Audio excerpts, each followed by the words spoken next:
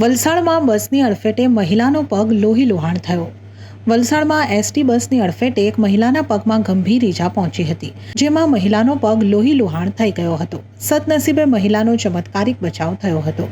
ત્યારે વલસાડમાં સતત વિવાદોથી ઘેરાયેલી એસટી વિભાગની બસના અવારનવાર અકસ્માતો થતા રહે છે, જેમાં થોડા મહિનાઓ અગાઉ એક એસટી બસ ચાલકે દંપતીને અડફેટે લીધા હતા, જેમાં સારવાર દરમિયાન બાઇક ચાલકે પોતાનો જીવ ગુમાવ્યો હતો અને પરિવારનો આધાર સ્તંભ છીનવાઈ ગયો હતો।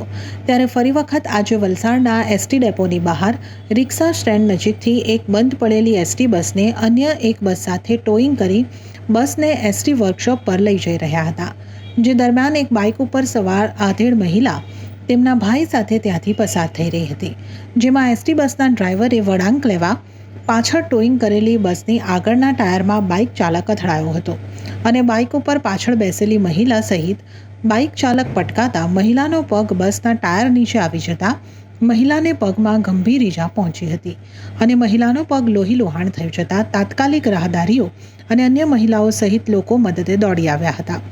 આ બનાવને લઈને રસ્તા પર ભારે ટ્રાફિક જામ થઈ ગયો હતો અને બસ ડ્રાઈવરની ભૂલને કારણે અકસ્માત બનતા લોકોમાં ભારે રોષ ફેલાયો હતો। જોકે કેટલાક લોકોએ દરમિયાનગીરી કરતા મામલો થાળે પડ્યો હતો અને ઘાયલ થયેલી મહિલાને સારવાર માટે નજીકની હોસ્પિટલમાં ખસેડવામાં આવ્યા હતા।